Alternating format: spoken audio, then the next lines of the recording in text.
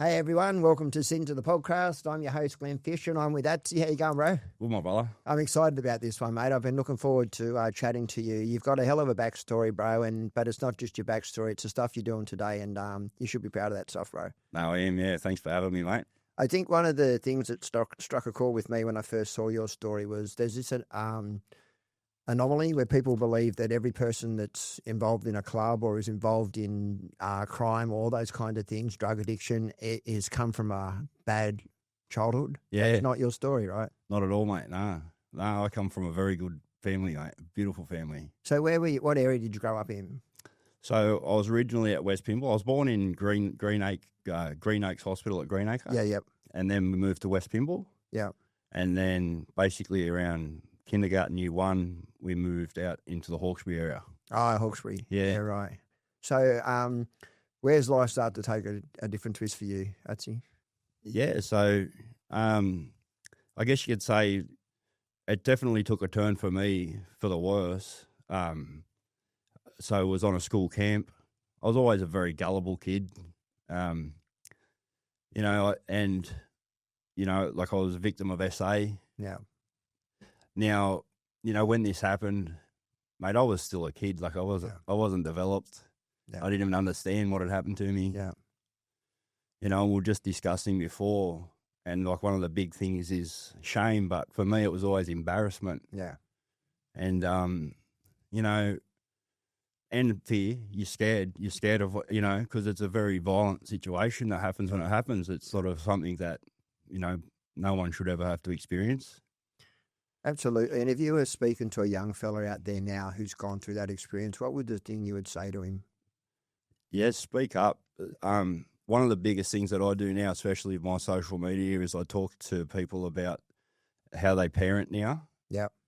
Like I come from a beautiful, loving family, extended family. Yep. It's the picture perfect situation. I've got a very normal older brother, younger sister that are living very productive lives. Yeah. But the old style parenting, that's out the window now. Absolutely.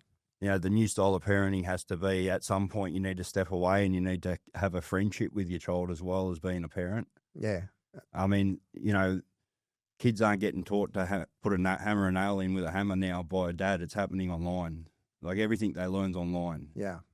But the parents now, if they have that connection where their kids can come and talk to them about anything, and coming from that loving family that I come from, it's the old fashioned, old style.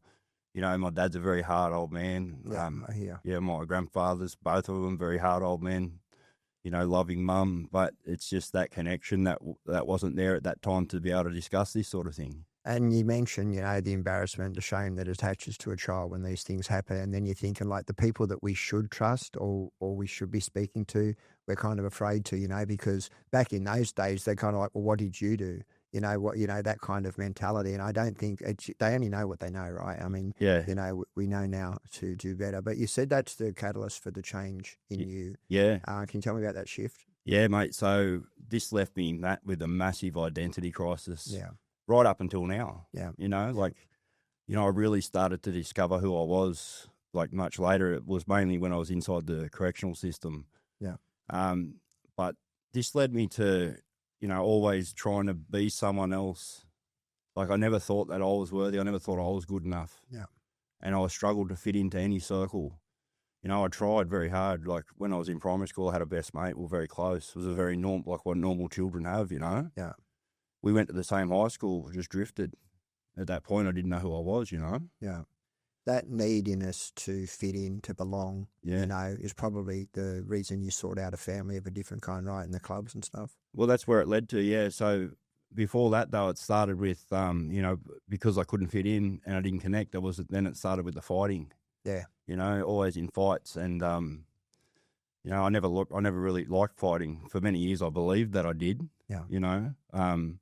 Maybe just the rush that come with it at different times. But, now I think back and I just realise how poisonous that was to my system as well, I think it's important that you speak to that because often what happens is when we go through something that's heavily trauma, we internalise it. We don't know what we're feeling. We don't know the feelings are connected to it. Yeah. So it comes out in anger, Yeah. which then translates to violence. Yeah. And we almost go looking for the violence because it makes more sense than what everything else did. Yeah, definitely. So like I said, I couldn't fit into any sort of group, and I found friendship with a lot of girls, like at school and that sort of thing, and then when I'd left school, well, by the time I'd left school, I was already on the drugs, Yeah. and the drugs were pretty bad, like I literally used to try and make myself feel like I could fit into certain things, because when I was high and I was running amok, I could kind of fit into that element. Yeah. And I was comfortable where things were elevated. So what was the drug of choice? Basically speed, really. Gas, yeah. Yeah, the gas. I mean, and, like I went through the rave scene. I mean, I was a DJ at some point too. Okay. Yeah. And, that became more than the party. Then that just became the drugs. And so you don't like to be at the party, you like to be the party. Oh, mate, unfortunately, mate, that's exactly right, And people always saw me as this, and that's where I fitted in, because people saw me. That's where I fitted in. Yeah, yeah. And that's where I was as someone, like, and that's where I kind of found comfort. Because you're searching for identity, right? 100%. Yeah.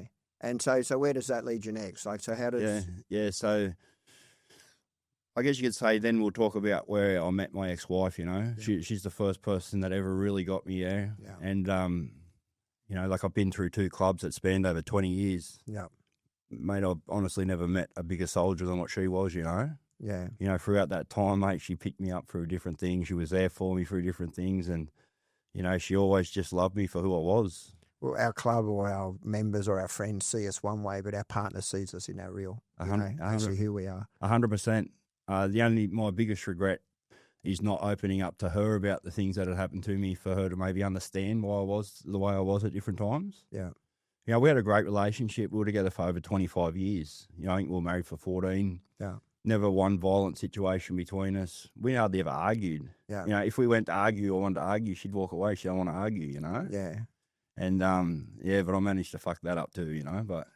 As we all do, mate, but, you never know what the future can present, especially when we're open and honest with our story. I just want her to be happy now and go on and live a good life. Like, I'll always love her, We've had 2 beautiful kids together, both doing very well, so I'm grateful for that, Yeah, I hear you both. I do. But she was a witness to all this. She was a witness to me, then, in all these different, same thing happened, always in different circles, and here I was, this, guy that could elevate himself to certain situations at different times, and I'd never hold back. And we go out with guys and they get themselves into a situation and they'll be like, "Hey, Smitty," you know what I mean? And here I would like a little puppy dog come running, you know what I mean? Do you know what I've always found interesting is that the very thing that women are attracted to us for in the beginning is the very thing that they don't want at the end. Isn't it right?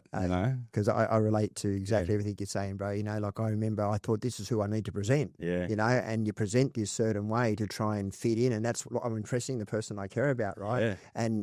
But the thing is, as time goes on, you realise that that's not who they want. They don't want that anymore. They grow up. We don't. 100%. And so we were discussing this just before that.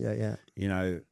Mate, a situation had happened, and it wouldn't just be a situation. It'd bring the whole place to a standstill. Yeah. And then we'd be back at the other, the party at the house or whatever, and everyone's making a big fuss about what happened. And I'll be looking over at her, and she's sitting there with a smile on her face, but shaking her head. And I knew what she was looking at then. She was looking at, like, you're a lunatic, but I love you. You know what I mean? Like, but I could see it in her eyes. What I was doing wasn't right, So how did we get ourselves into the club? How did that start?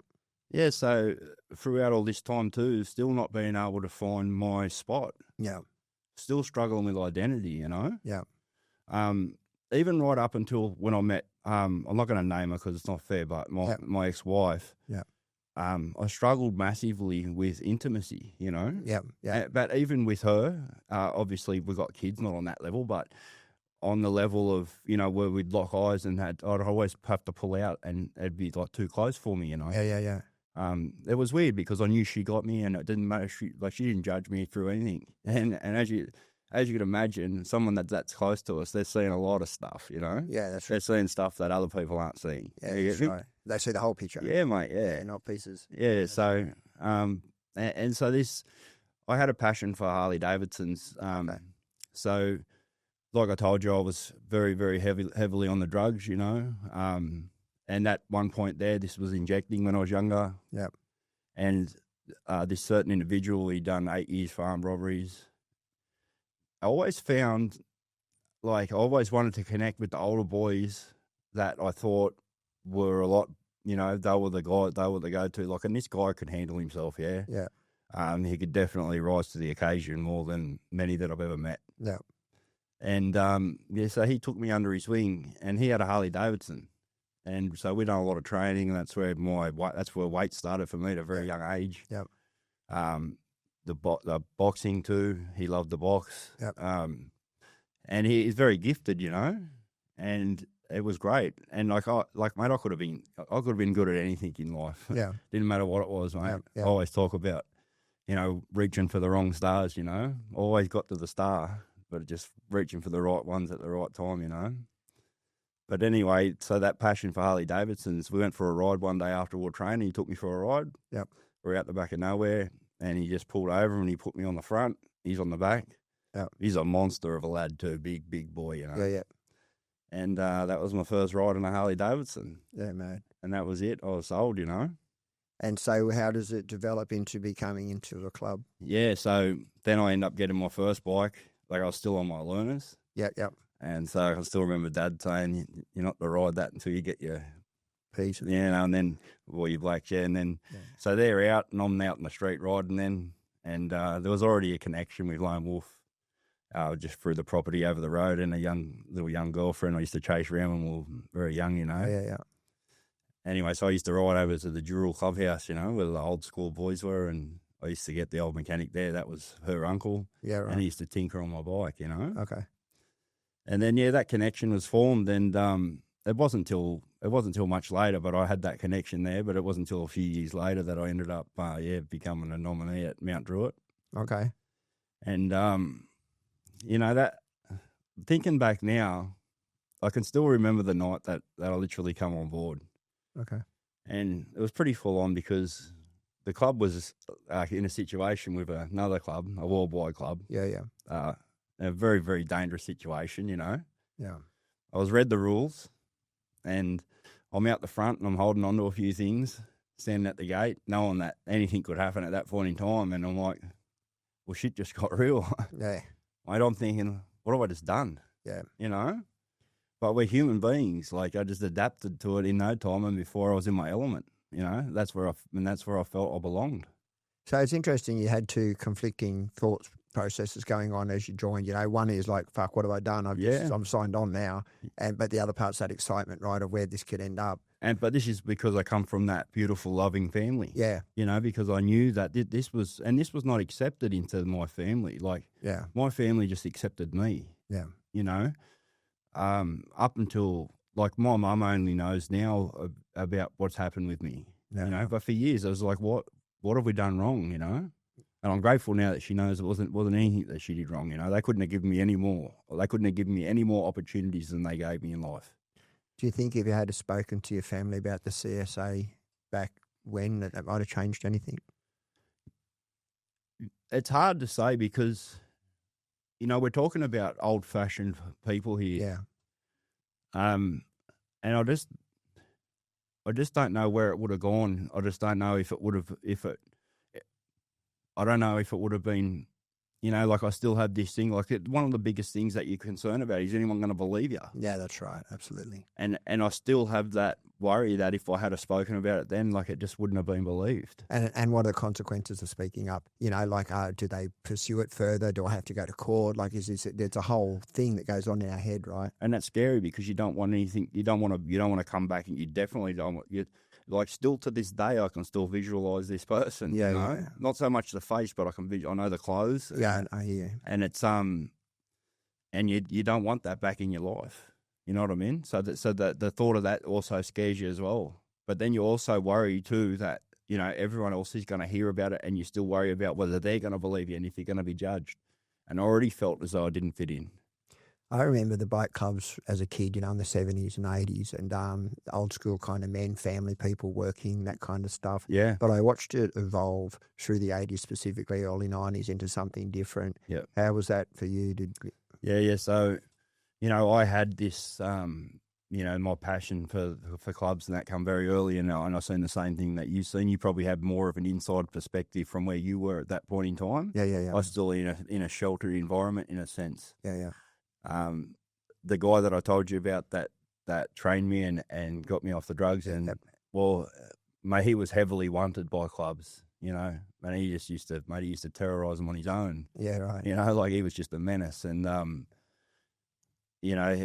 sure he would have been disappointed when I went into a club. Okay. Yeah. I'm not going to mention his name. He's a very, very successful person now. Okay. He's doing very well. He's helping a lot of people. He's in big business, but I'm sure he would have been very disappointed for me to take that path as well.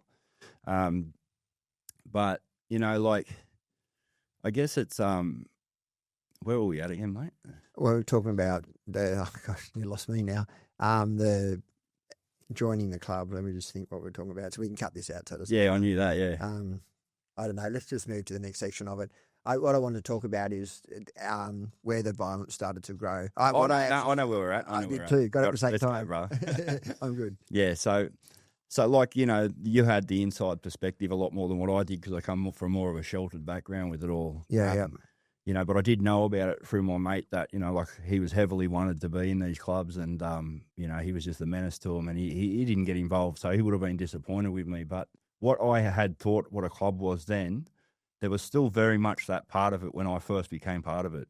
So at Lone Wolf at Mount Druitt, a lot of very old school boys, still to this day that I've got a lot of respect for. Yeah. I was part of, Christmases and Easters that went out to Bringelly where kids would get gifts. Yeah. Wives were there, families were there, and there was a lot of wives that were involved and, and it was very much a community orientated, type of club. That's the misnomer about bike clubs. A lot of the things that we see on TV or people see on TV, is in the cross at motorbikes selling drugs or whatever, violence, that kind of stuff. But there's a real brotherhood, there's a real family, and there's actually a giving side to a lot of these clubs who do these runs, the toy runs and the different things, Yeah. So that's 100% correct. And if you want to talk about it for an individual that was in my situation at the time when I find a connection in these clubs, a lot of these guys can see what's going on with you, yeah, and they connect with you, Listen, I wear a tattoo around here, which is it's nothing to do with the club, but it was what one guy used to talk about all the time, and he's a very, very hard man, very, very respectful stand-up guy. He's got a lot of respect. He's been through a lot of stuff in clubs, and if shit hit the fan and he come, people would they'd know he was coming, Yeah. But a very respectful guy, and I can remember him trying to help me through different times as well. Not by, he never sit you down and say what you're doing is wrong. He would just say, listen, I've been there, I've done this, you're going, because I was out of control when I was in that club, I lost my colours 3 times. I let a lot of guys down in that club, a lot of the old school guys. Yeah. Because I went on with the team that went on to build Emu Plains, the original team of 6. Yeah. And, I left Mount Druitt there, which I had a lot of good guys there, a lot of good connections with the old school guys, and I know that they were very disappointed in me for going over there. Yeah. And, that's sort of the way that I ended up out of that club. I never got kicked out of the club. I got kicked out of the chapter. Yeah. Now, I used with one of these guys that went on, he was, very, very big in the underworld. Yeah. He's a very big player. He's not around anymore. No. But I connected with him, and this is still me trying to find identity where I fit it in, and by getting involved with this and what I was involved with there was another way for people to accept me as well. Yeah, I imagine as a young person you have a vision of what you're expected of. So you, in your mind, it's just what I've got to do to prove who I am. Yeah. I want to hear about you losing your colours, bro. What did you do?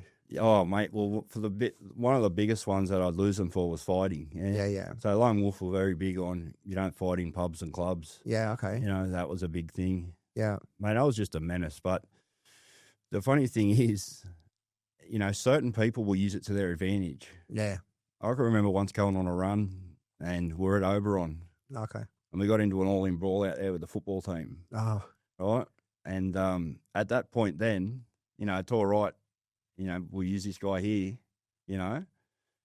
But after that event, I'm not sure if it was before or after it really kicked off, I was told to sit in the corner on a stool, and I had members standing beside me, and they said, don't let this guy up, you know? Yeah. And I'm sitting there just like, you know, it's like schoolyard behaviour. Yeah. Then one of these guys come walking in, and he's mouthing off. He's going, oh, yeah, all you guys in your vest and that. And then they go get him, Smitty. Yeah. You know what I mean? So hang on, you're putting me in a corner here. Yeah, that's right. And now you want me to go out and do this, you know? And obviously I went out and did that, you know? It's a mixed message, right? It is a mixed message. Yeah. You So, sorry, mate. Well, that's, you know, if you take it back from the guys that are really trying to set a standard, yeah, they wouldn't send this mixed message. Yeah, that's right. You know, but it's the other guys that get to have a voice, you know? Like one of the guys used to have the saying, you know, all the big dogs come, like all the cats come out to play when the big dog's not on the porch. You get me? Yeah, absolutely. Yeah. I like that. So you leave the Lone Wolves. So I get kicked out of that chapter because, you know, things get, you know, very heated. So I get kicked out of that chapter, but they couldn't kick me out of the club. So they actually tried to go, well, it wasn't they, it was just one individual. Yeah, but he had a lot of power, a lot of weight. Yeah. And he came through at the same time with me, you know, but just who he was and what he did allowed him to elevate to a certain standard. Yeah. That, you know, let's just say paper always rules all. Doesn't matter where you're at. You get me? Yeah. I'm sure the viewers understand what we know about that. Yeah. Money talks, bullshit. That's right. Yeah. So he got to elevate himself to a certain standard, and there was always people trying to push him up, but the main were trying to make sure that he didn't get pushed up, you know, because that for the old school guys, they knew this was a transition, you know. Yeah. And a lot of these old school guys, they're still involved with this club, you know, and you know, a lot of them still try to hold them old school morals, and a lot of them are great guys. But when this happened, so they got told that they can't kick me out of the club. Yeah. You can kick him out of the chapter, and then you can go and find another chapter. Okay. I'd burnt my bridges at Mount Druitt by leaving. Yeah. Yeah. I'm sure if I had tried and really put in the groundwork, I could have gone back there. Okay. I got invited to go to the city chapter by the same guy I was talking about before about the tattoo and that. Yeah. And but my passion had gone from the club because I had made a lot of mistakes. You know, like, and I got involved with certain things that I shouldn't have. Yeah. And at the same time, mate, we're talking about substance. I was on steroids. I was on all sorts of stuff. I was running an absolute muck. And so at that point then, I'm sitting here thinking, because there had been times where, mate, someone had an issue. I was sitting at their house, knowing what was coming to their house, and I had no issue with being there for them. Yeah. You know? But you didn't feel it back. Well, I guess who was there for me when this happened? Yeah, that's right. I relate to that. No one was there, you know? I want to delve in a little bit to the steroids, bro, because I think it's important for our young viewers watching this to understand how that looks. Yeah. Firstly, let's start with, do you feel like that you needed to present a certain way, and that's hence the reason why you started using the roids? You know, like, I need to be more bigger and more, you know? I think this happens a lot in clubs. Yeah. I'm actually doing a podcast on this myself at the moment, but for me, it started way earlier than that. Yep. So this goes back to what happened when I was very young. Okay. At that point there, and then I started with the fighting, but I had some issues with some older boys. Yep. The turning point for me was one night at McGrath's Hill Shops. I got held down by like a heap of boys and bashed with just rolled up newspapers and that, you know. Yeah. On the whole traumatic scale, probably not that bad, but for me, it was full on. Yeah. To me, it was traumatic, and that was the point where I said no more, you know? Yeah. Like, I'm going to turn myself into a monster. No one's going to hurt me anymore. I get it. Yeah. And this is where the training started with the other guy I was telling you about just after that. Yeah. And then as I was training hard, so I went from being this little rascal, you know, on the drugs, strung out. Yeah. And then I'm training, I'm fit, and everyone's going, oh, you must be on the gear, you know? And like, I'm like, and this is me and my weak mind at the time. I was like, yeah, I'll show you, I'm going to hit the gear and that too. And this was just another way for me to make sure that no one was ever going to hurt me too, you know? Yeah. And I grew into at a young age into a monster, you know? Like, I trained hard, I trained properly, but when you want to ask that question about steroids, the problem is with young guys, they're too quick to take something. Yeah. Yeah. Now, I understand that young people want to do stuff, they want to train, that's fine. Yeah. There's safe ways to do things, and there's not safe ways to do things. Yep. Just because something has a label on a bottle doesn't mean that it's safe to take. Yeah, that's right. You know, like, if you're going to take something, you need to go under medical supervision. You need to make sure that you know the product that you're taking, and you need to make sure you're taking the right amount and you understand what your levels are doing inside your body. I mean, if you're buying it on the black market, it could be fucking anything, right? A lot of the times it is anything. Yeah, you know, right. like a lot of these guys mix it up in their bathtubs. Yeah, I mean, wow. it's disgusting. Yeah, I've seen that with the other drugs, you know. Well, it's all the same shit, isn't it? Like, it's Yeah. like, you know, it's just a substance, and it's a way for people to make money and capture that side of the market. Yeah, that's right. So you end up joining another club? Yeah, so after then I left, I was out for a couple of years. Yeah. I had no intention of going back to a club. Okay. You know, I started to work like on myself in a sense, but not enough. Yeah. Yeah. I grew a veggie garden at mum and dad's house. I stayed in the area because when I left that club, I actually had a contract put on my life. Okay. Yeah. And they come for me. And it happened at mum and dad's backyard. I was very lucky to survive. You know, Can we talk about that?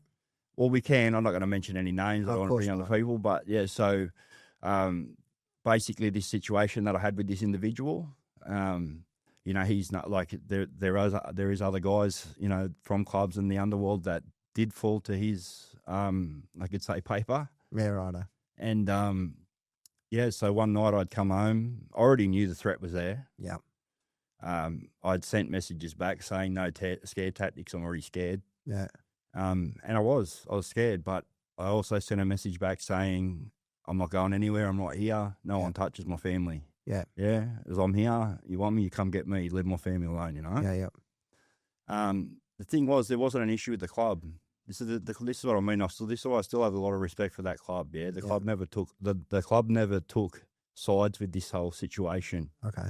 And for that, I have to pay my respects to the club because it could have been a very easy thing for this guy to get other people in the club involved. Yeah. And before you know, when a certain amount of boys are involved, then it is a club thing. Yeah. You know? Yeah. And let's face it, if you do come into a situation and it does become a club thing, you get got. Yeah. Absolutely. You know what I mean? Like you can't avoid that sort of thing, you know? Yeah. And so yeah, one night I pulled into the driveway and you know, or before we get to that point there, I was every night, mate, I was always carrying something because I was concerned of what was going to happen. You know, this was witnessed by mum and dad, everyone, you know, like they'd come down, they'd see me pulling this thing apart, putting it back together. Mate, I got to know this thing. It never left my side, you know. I was staring out the window every night, you know, just like someone would if they were using substance. Yeah. Staring out the window at a leaf that moved. I'm like, at first I was just shitting myself. Yeah. Is that that? Is that that? Yeah.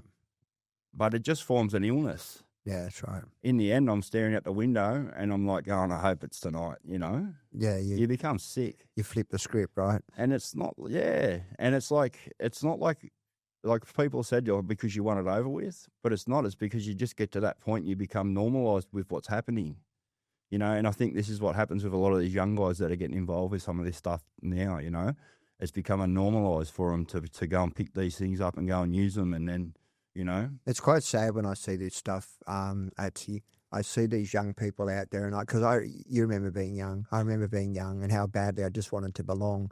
And the next minute, that need to belong ends them in jail for the rest of their life or brown bread, you know, like one or the other. Breaks my heart, man. Mine too, bro. And that's why I love talking to you, bro, because we have a similar outlook on, you know, wanting to use our stories, our journeys to try and show other people, you know, there's a beautiful life out there if you want to grab it, you know. I love what you said a minute ago about how you could have excelled at anything, but you excelled at everything wrong. Yeah. Because I relate to that, you know, the amount of things that's happened in the last 2 years, it's incredible just what we can achieve 100%. when we put our mind to it. So you know, you're sitting in that place just peeking out the window, you've got these people coming for you, you know, like I can't imagine how that could have felt, bro. Like seriously. And then, you know, the collateral damage around you, like, is your loved one witnessing you going through this, you know. I can still remember my brother, like, and this was after the point, this was by the time I'd come normalised with it. Like, I still remember sitting on the lounge and my brother, he's my older brother, looking over at me and he's going, and this is what's going on in my head. He's going, what are you going to do? And I remember looking at him going, okay, you won't meet anyone as mad as me, you know what I mean? Yeah.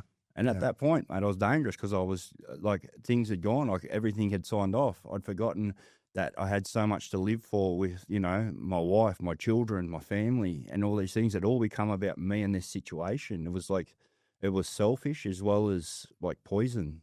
The most dangerous man is the man backed into a corner, bro. Because we get to, like you said, you worked yourself up to a point where it's going to happen, Yeah. and then we get to a point where we're going, well, I'll make it happen. Yeah, Where I'll be the more violent. Like, it's sometimes stems from fear, where we're so afraid that we actually are the person that's the aggressor. That's right. Because it makes sense, right? It makes sense. It does, and it becomes a dangerous situation because your perspective is definitely not what's real. That's right. So this situation that I was in at this point there, well, I'll tell you what happened. So one night I pulled in home. Funny thing was, when I came past the shop, which is it's like a kilometre up the road, the coppers were on the side of the road. Yeah. So, and this is out in like in a semi-rural area. Okay. So I pull in the driveway, and I had my 2 dogs there. I had 2 pit bulls, and I knew my dogs that well, They were just like members of the family. And I pulled in, and something wasn't right, and they barked. And we're right on the edge of suburbia, but this is a semi-rural property. Okay. And someone called my name from the house paddock, and I'm like, that's not right, you know? Yeah. And then boom, and then I did what I had to do, and then come back in, my wife, my children, my mum and dad were all upstairs, Victims by proxy, bro. My mum's come running down the hallway. What's going on? This is after I've come back up. And I'm like, just get back down there and it's all right. My kids are going, what's that sound? And I'm saying the dog bowls are falling down the stairs. Yeah. You get me? Yeah. And then Mum goes, what are you doing? And here I am grabbing a jacket and fixing everything back up, going back out again. She goes, what are you doing? I said, I'm making sure that they're gone, Yeah. And mate, she's an old soldier, my mum. Before this happened, she comes down and she goes to me, like this is like maybe a month or whatever before, she goes, don't worry, son, I've got your back. She got baseball bats in every corner of the house. Well, Mum, they're not coming with bats. No, you know what I mean? Right, yeah. And, and this situation, this is so real. And this is why I try to tell people now, don't get involved with this shit because, for the certain element that the way things are going now, you're going to get involved with things. Things will become normalised until they're not. Yeah, that's right. And everyone can walk around with a bridge on them. Everyone can handle themselves. We're all human, yeah? But you can handle yourself until you can't. That's right. Yeah. I don't care who anyone thinks they are. That's right. There's always going to be some point where there's someone better and someone will get it over you. Absolutely. So the thing is that these guys, they're getting involved with this stuff now, before too long, they're too involved with something that's happening and their lives are gone. They're signing their lives over. There's so many young people I watch online. He's not about it. He's about it. I'm about it. It's like, fuck, I'm about it. You got no idea what about it even means. It's sad because you and I know the progression, in a club, in prison, and in the streets, wherever it may be, like these young people, they think that they're walking into a brotherhood. They're actually walking into something where they'll be set up in a way where someone will say, I'll pay you X amount of dollars because they're too fucking gutless to do it themselves. 100%. That's exactly what's going on. Yeah. And this is the whole thing, the reality of being about it. And I'm sure you know exactly what I mean. Yeah. Right?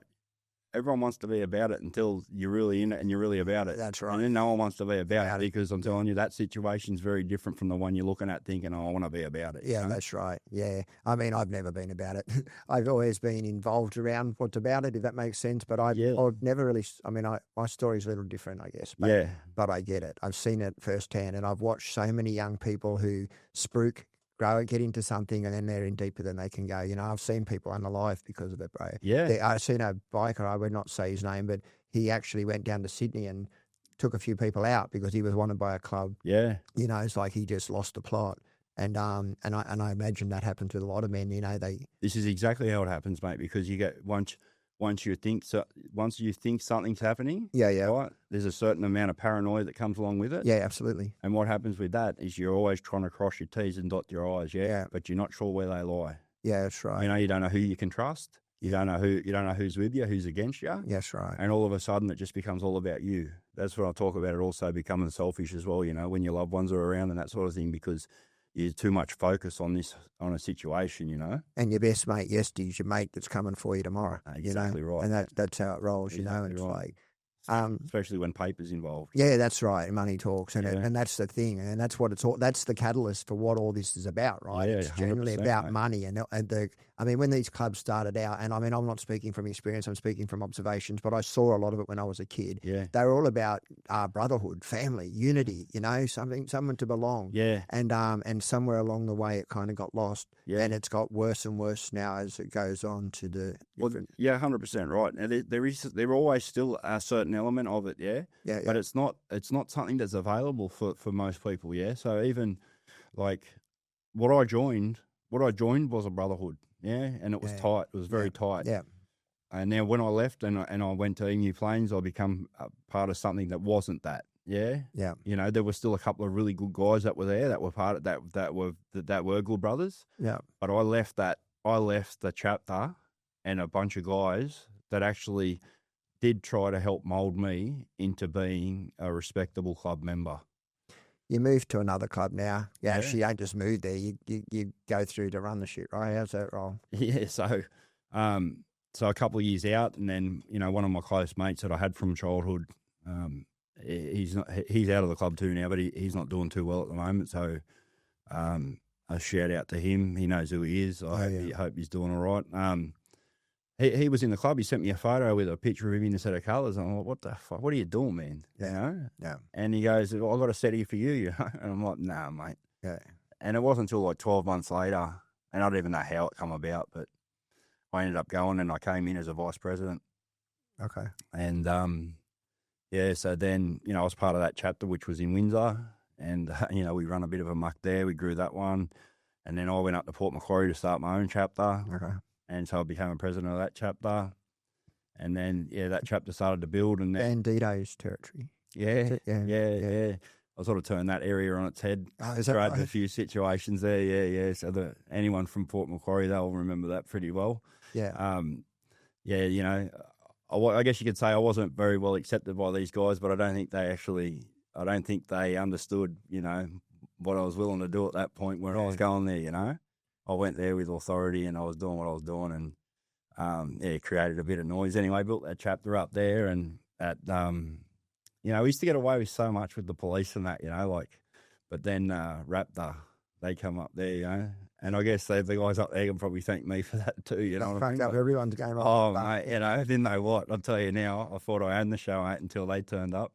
They let me know real quick that I owned What do you think the turning point was that Raptor came in? Is it all these shootings? Yeah, definitely. Yeah, that's what started them off. Mate, when things went from being, mate, back in the day, you could be at war with someone out in the street. Let's just say things were old enough to say someone's shooting at you or something, and then you make the break and you get home. Well, you live another day. Yeah, that's right. You know, yeah. then they're not coming to your workplace either. You know, No, that's right. Out in the street was fair game. Yeah, gotcha. Families are off limits. Yeah. Kids are off limits. You know, and I think still for the most part with a lot of these old school guys, it's still the case. You know, but you know, you've got that new element coming through that just don't care, mate. They just don't care. No, that's right. And I feel for them, you know, some of them have come from different places where they've, you know, violence is the normal language that they've grown up with. So they fit very comfortably into that space. Yeah, definitely. And those who are a bit older and they're all about the coin and the paper. Yeah. Are really to exploit these young people. Yeah. Who have that propensity towards violence, into something that they didn't even realise until they're in it. Yeah. And I kind of got to understand it from a lot of these young guys' perspectives because they have suffered a lot of loss too. Yeah. So, you know, they carry that loss and that hurt and that pain into what they're doing too. And that's why they'll elevate themselves to certain situations where they don't care. They'll just do what they got to do to get it done. And they're under false pretenses that they're going to be part of something bigger, something better.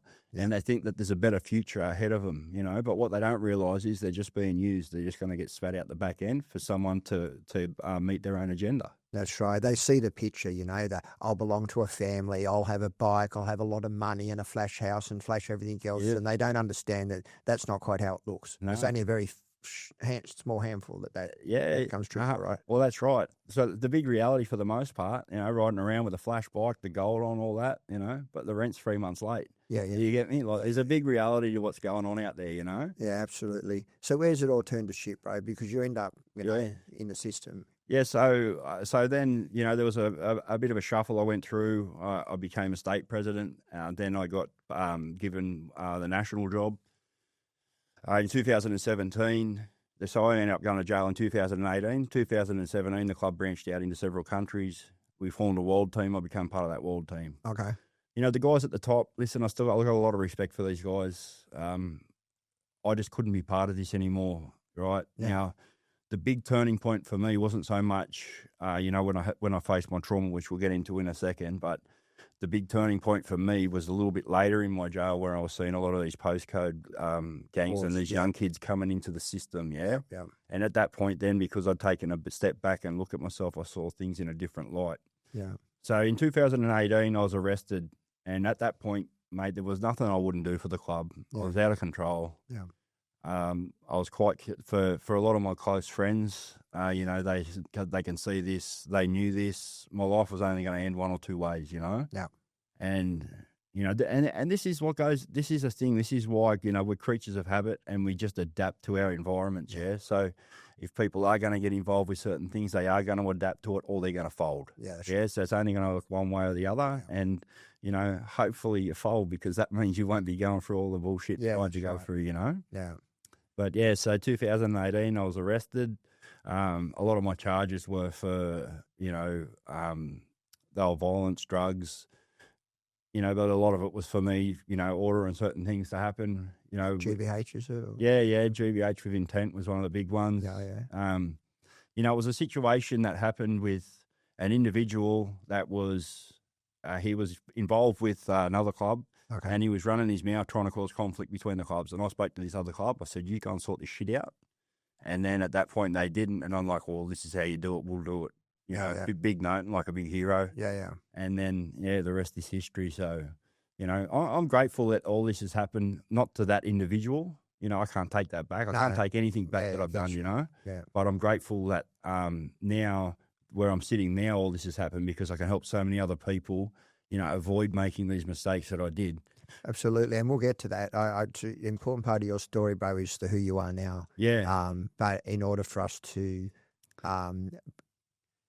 what's the word I'm looking for? In order for us to appreciate what you've done now, we really need to understand what you've come from, because it is an incredible turnaround. Actually. It really is. At the end, you end up in jail in 2018, right before fucking COVID. I mean, you have picked the worst time to get nicked, bro. Yeah. But I want to make one thing clear, though, with this whole, mate, there's no noble characters involved with clubs and gangs, whether you're a prison gang, a bikie, or anything. Yeah. So basically what I was part of a problem in society. Yeah. Back in the day when things were about brotherhood and things were kept in-house and that sort of thing, that was your business. Yeah. We're talking about how now Raptor's involved and things have elevated, because things have become other people's business. Civilians are getting caught up in certain things. Yeah. So when I go into custody in 2018, I go in and the club's already at war with the Koori boys. Yeah. You don't want to be at war with the Koori boys. No, that's right. You know what I mean? I grew up with a lot of Koori boys. And the worst part about it is there was a lot of Koori boys in the club too. Yeah. Even in the jail at that point. Yeah. Okay. And, but at that point there, I'd hit the ground running. Like, I'd been running amok on the outside. Things were just out of control, and it just went from there to there. Yeah. And it wasn't an issue. I hadn't had any, I had very minimal time behind bars at this point, so I'm trying to navigate and I get there, and the boys make me delegate of the yard straight away. Yeah, so here I am inside the yard at Goulburn. I'm the delegate of the yard. It took 3 goes. They tried to sign the thing. The governor said, no fucking way, Yeah. 3 times the paper went back out, and my signature, my name came back on it every time, so I ended up the delegate. So walk us through that for those that don't know what this is about. Yeah. Take it through for layman's. Yeah, okay. So a delegate is someone that's like the voice for the yard, and there's a voice for each race. Yeah. And I guess the race... if there's 2 races in the yard, there might be 2 delegates. But the main thing is that you're the voice and you get to go and speak on their behalf. And if shit hits the fan, the governor will usually call the delegates in to say, this needs to stop, or this needs to happen, whatever, Yeah.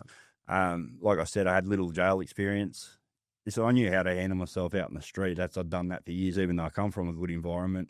And I could always elevate myself to situations. From my perspective, you've been handed a poison chalice. Oh, 100%. Like like you said, it's like babysitting all the time. Yeah, glorified babysitting, mate. Yeah, definitely. Yeah. So when we're in this situation, I'm trying to navigate our boys, and there's a certain amount of our boys that are nothing but trouble. Yeah. Nothing but big trouble. Yeah. Yeah, for the majority of the boys on the club on the outside, the part of the team that I was in, they weren't aware of what's going on inside. They're only getting fed information. Yeah, that's right. And a couple of the boys, the funny part is I've seen some YouTube videos come up especially about one character pasting him in a certain way. Yeah. Well, I can tell you the way that he left that yard one day, and he's not pasted in that light, mate, that's for sure. So a lot of the stuff you guys see on YouTube there, look into it properly. One of my frustrations about all social media, and you and I spoke about this earlier, is these pricks, and I say it, out there sprucing about, I've been to jail, bro, and I was the toughest cunt in the yard. It's like, that's so in contrast to what message we really want young people to hear. 100%. And it's like, it's perspective, right? Yeah. Like, so, we talked about it before. There's three sides to every story. Absolutely, yeah.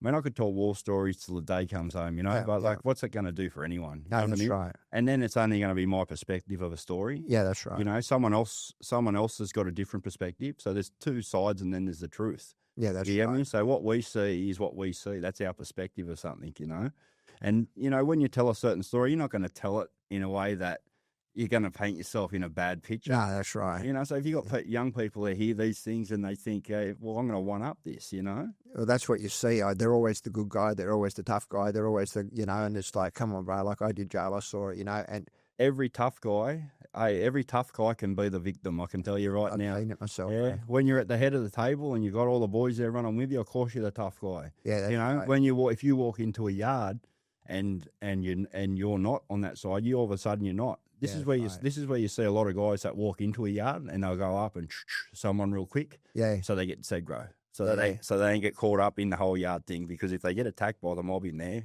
we all know what happens there. Yeah, that's right. Yeah.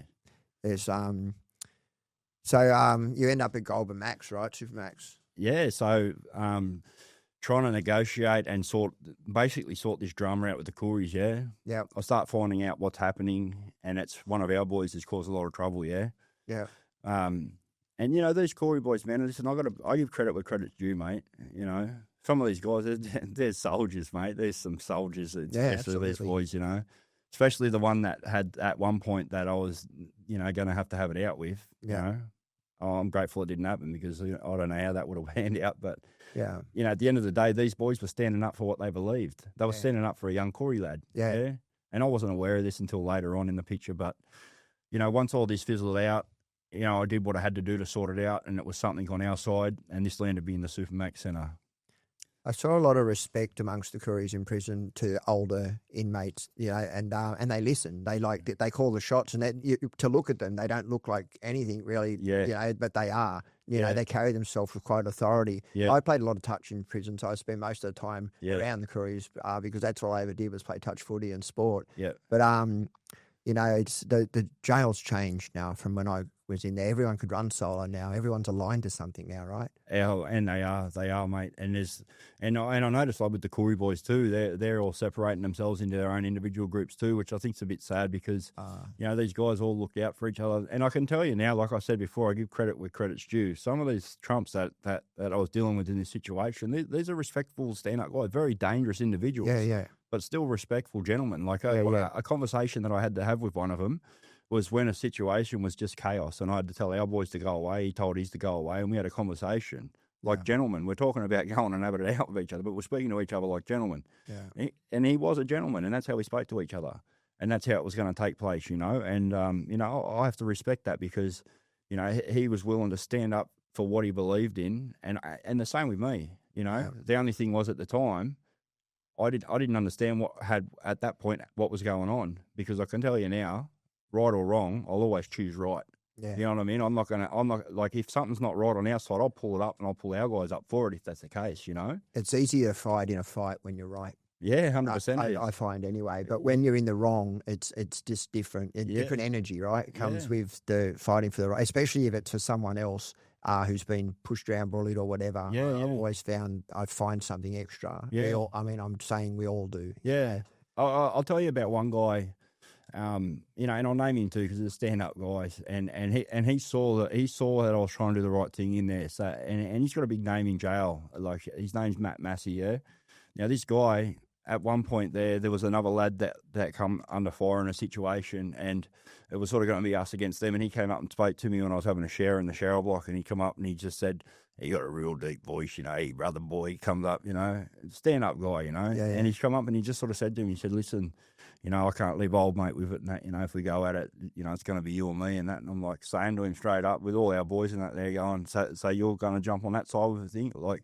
And he goes, yeah. And I was like, fuck, I had to pay credit, mate. I said, fucking respect to you, brother. Like, nothing ended up happening. But, but this guy, and I had to respect that. And I became very close with this guy, you know. We used to do a lot of laps together, and, you know, but he could see what I was trying to do and what I was up against too. And and when I say what I was up against, it wasn't the Couriers what I was up against. Yeah. It was our own. Yeah, right. You know? So what ends up, you get out of jail. What year do you get out of jail? 2024, July. Is there a shift yet, or are you still carrying the... No. So the shift had happened. So when I went into the Supermax, yeah. Oh, that's right. Yeah. So when I go into this Supermax, so I get down there, and I'm down in the Supermax Centre, and but first I'll tell you what happened before that. Yeah, this is how I lost distrust and that with a lot of our own boys and this thing, what was going on. So one day at work, I get called up from work and I get placed in one of the cells down in Unit 4, and that's what they were using for Segro at the time, was just put boys into Unit 4 down the bottom and lock them in there for 2 weeks or whatever it is. Okay. Anyway, I'm like, what am I here for? And they go, the governor will come see you soon. Right. Anyway, then the governor comes and sees me, and he says, there's been a threat on your life. Apparently, one of the Corey boys is going to knock you in the yard this afternoon, right? And I'm like, how do you got this information? Yeah. Anyway, it comes to light that someone's put a letter in, right? So someone's dropped a letter. Right, from another jail? No, someone's dropped a letter in the same unit that I'm in Unit 4, which is the remand wing. Yeah. Okay, yep. So that's our boys, plus all the other remand boys. There are some Koori boys there as well. Yeah. Because the Koori boys are in remand until they move on, you know, as well. Yeah. This is what let me know that it was from one of our own, because I ended up signing a stat debt. Yeah, so they still got a duty of care. Yeah. But I said I don't fear for my safety. I want to go back out into that yard. Yeah. So I signed a stat debt, and I said that I don't hold the prison liable. I don't hold the prison liable, and I don't fear for my safety. Yeah. And they let me do this. This is what also told me that they knew that this was a stitch up. Yeah. Okay. And I could feel, when I got put back in that yard, I could feel something, like within our own. I knew something was up, you know. There's a few boys walking around on eggshells. Yeah, you know what I mean? So someone had done something dodgy, you know. And at this point, I'd already made a decision that, you know, something had to happen, you know. Yeah. If someone's going to get killed at a different jail or this jail for someone else's pathetic rubbish, you know. Yeah. And, you know, like I said, mate, this is still me coming from that good family environment. So I'm trying to do the right thing here, you get me? Yeah. Trying to do the right thing in a wrong situation. It's like two magnets bouncing off each other. I get it, the yin and the yang. Yeah. So you end up, it does become a confrontation though, doesn't it? It does. It does become a confrontation. And, so I end up in the Supermax. When I get down there, no one even comes and sees me, yeah? So I'm down there for months before they even come to speak to me, you know? At Supermax? Yeah, so I'm put into a absolutely putrid cell. Okay. Mate, horrible. So I had nothing, no pen, no paper, no radio, no books, no nothing, yeah? They stripped me back to one set of clothes. Mate, the duty of care in that place there is so terrible, right? I'm not sure if it's changed now since they did the renovations. The renovations is how I got out of there. Yeah, right. When I was down in there, one night I had a migraine. I told you, but I think these migraines have sort of come from the trauma, yeah? Because this is where I started dealing with this shit. One night I had a migraine there, like I buzzed up. Like I had a migraine that lasted for 3-4 days, yeah? And I'm laying on the floor with a wet towel tied around my head. I'm thinking I'm having a brain aneurysm. Yeah. No one even comes to look at me. Wow. You know what I mean? Like, and this is the sort of thing. So when we get down there, maybe nothing to be locked in for 10 days straight. They don't even pop that back door for you to get in the birdcage, you know? Wow. And, it was really tough, man. And at that point there, this is where I break down and I'm back into this scared little boy, and I start reliving this trauma again because I'm really straight too at this point. You get me? Yeah. So I'm not using anything. I'm down in the Supermax, and you know, I'm starting to face this shit again. I'm having these night terrors. The migraines are coming back. Yeah. And everything's really going pear shaped for me, mate. And I didn't even want to be here anymore, mate. You know, like I couldn't see a way out with anything, and my mum come to see me in that Supermax. Yeah. And it wasn't until later when I got out that she said that when she left, that was the time that she thought she'd never see me again, you know? Yeah, it's funny. I remember being at Long Bay CIP, Yeah. and we got let out to get our milk and shit, in the morning. And as I come out, I walk past the cell, and someone slashed. Yeah. It's everywhere. It's Yeah. fucking everywhere. And I just thought, where's the duty of care here to this person? Yeah. Like, why isn't there someone that?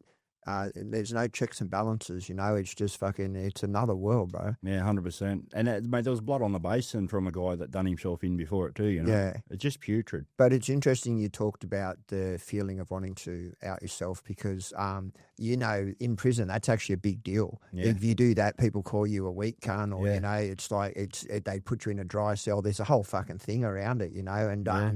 but when you're in that moment, when you're in that space, bro, like it's just like you don't give a fuck about any of that. You're just thinking, I'm done. Yeah. And that's the thing with me. It was either always here or up here. Yeah. Yeah. So like I could rise to this occasion and become this person, or I was down here and I was this scared little boy. Yeah. And that's like for many people that have seen my podcast and they see the pain behind me, that they see the Joker, but it's called the smile they gave me. Yeah. And that's what I named my podcast after, because this is what I walked around with, is the smile they gave me. What's your podcast called? The smile they gave me. On YouTube? Yeah. Okay. Sweet. We'll make sure we put that in this. Yeah. When you do it, bro. And so that's what that was. And that's where that pain came about. And that was me, just what people ever saw, whatever they thought they saw of me. There's just this scared little boy with a painted smile doing what he was doing. You get me? I think what's interesting actually is, Atsy, I'm fucking hopeless, bro, is that the two people that we are, because what you're saying here I relate to a lot. Yeah. I remember that I had that scared child. That fucking person had been hurt and was broken. And then there's this other side where my missus used to say, he's got a black belt and crazy.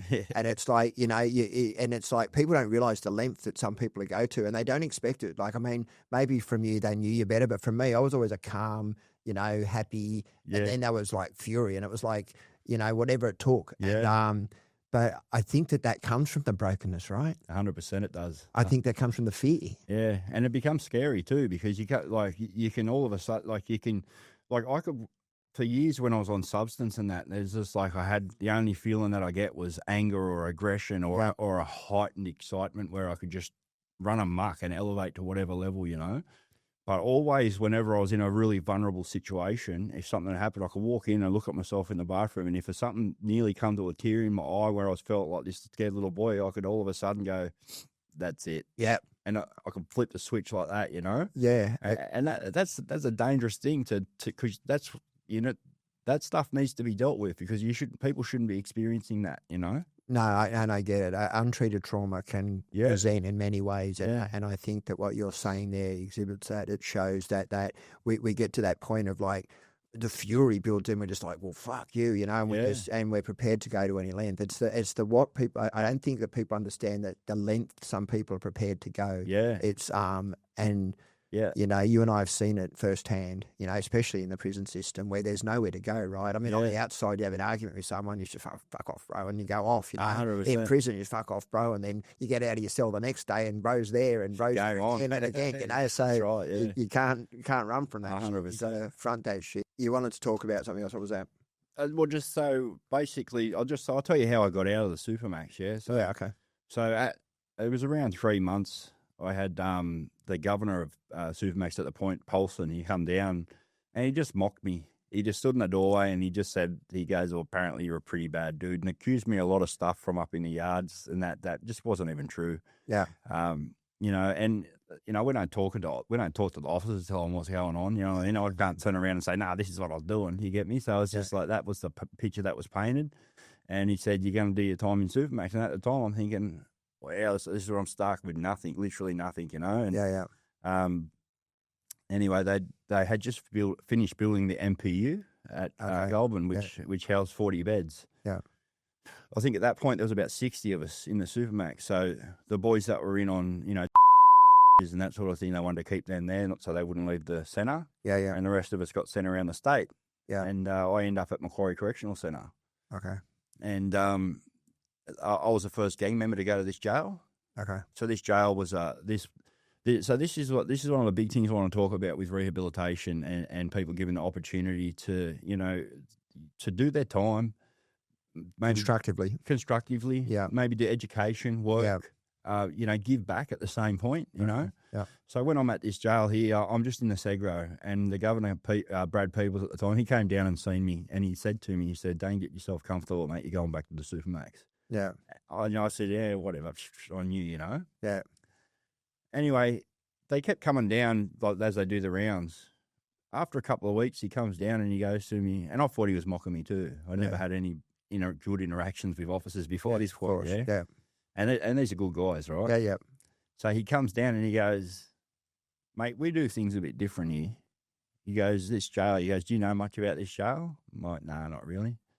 And he goes, "Well, we try to rehabilitate people here, so you got people here on big charges. It's mainstream prison." Yeah. He goes, "How do you feel about, leaving the club and doing your time here?" And I went, "Fuck, you're full of shit, mate. Go away." Yeah. I just couldn't see the picture. Yeah, of course. And so there was Brad Peebles, Wayne Bywater, and Brett Lees. They were like the heads at the time there, and they kept coming down. They'd walk in, they'd just sit on their bed and sit on the seat. And I'm like, "The fuck are you doing, mate?" Yeah, so get the hell out. Yeah, that's it. Anyway, they just kind of have a giggle. The squad was always there and that as well, just waiting for something. And I'm thinking, they're just baiting me up here, Yeah. Anyway, Wayne Bywater, he rides a Harley, so he's talking to me about Harleys and that. And I'm like, "Mate, I really don't give a fuck, Yeah, that's right. Fuck off out of myself. Yeah. Anyway, he goes, "Listen," and this was after a while, and I realised that they were trying. They said, "We can't promise that'll happen. You have to have a meeting with CIG, right?" Okay. It's either Central Intelligence Group or Correctives Intelligence Group, one of whatever it is. Yeah.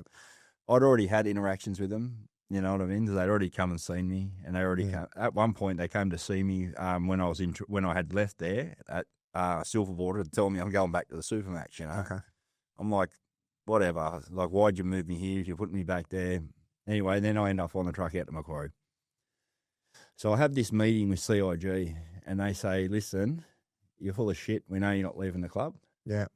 And I wasn't leaving the club. Yeah. You know what I mean? I'd had thoughts about with all the shit that went on at Goulburn, but that was my life, mate. Yeah, that's right. It's your family. Yeah, and that was everything that I was about. And I was everything was club. Anyway, they said, while they're willing to take a chance on you there, you can stay here, but as soon as you fuck up here, you'll be ours again. You're going back there. Yeah. Anyway, so whenever I'd leave to go to court or whatever, obviously all the alerts come back on, and so I get put out. Not straight away. They start drip feeding me out. It was a weird situation, I think I don't know why. It must have been policy or whatever it was, but it was like, I was just like, just let me go. I'm not going to do nothing. I just want to go up here, do my time, want to get out. You know what I mean? Yeah. I don't know what they were thinking was going to happen, but anyway, by the time I get to go and stay up in there, I go up into a pod, and this jail is very different. Yeah. Yeah, they offer education. Yeah. Everyone's got to work. You live in a pod environment. Okay. So, like even a lock-in day, you've still got your backyard. Okay. Right, so you can walk out in your yard, which will have some training equipment, barbecue. Okay. So it's like the system is they give you a certain amount, and then when you start mucking up, they start taking it away instead of the opposite way. Yeah. And it actually works. So yeah. Right now, I've been talking to one of the boys out there. Apparently they've stripped funding and it's gone back to the old system, right? If I can be rehabilitated with my attitude and where I was at, right? So I did a Cert 4 in youth work when I was at this jail. Okay. I also facilitated an NA program. And at one point I had over 10% of the jail in voluntary attendance. Yeah, wow. Yeah? Boys turning their lives around. Right, I don't know. We spoke about this earlier, so it's the right time to insert it, I think, is that I often speak about, like I said, 63% of men and 62% of men, 73% of women are in jail, drug or alcohol related, right? I think that we need to switch from punitive, punishing, towards education or rehabilitation. And you are living proof. I am living proof. We are proof that if just given half a chance, because I did my CG, I did school certificate when I was in prison as well. I did all these courses. Like I thought I never had a chance to go to school. So I thought I want to get an education. I had a vendetta. I wanted to sort out, but that's different. But my point is that you and I are living proof that if someone and I love that approach, you got everything, bro. Yeah. It's up for you to fuck it up. Yeah. You want to fuck it up? We'll take it off you. instead of saying, you got to earn this. Yeah. Because I know my mentality, I earn this, fuck you, I'll just kick along with what I got. Yeah. But if you've got it first and then they take it off you, they're kind of harder, right? So can I just say, you just said something that yours is a bit different. You had a vendetta. Yeah. This is, most people do. Most people, they've made a mistake. Yeah. Right?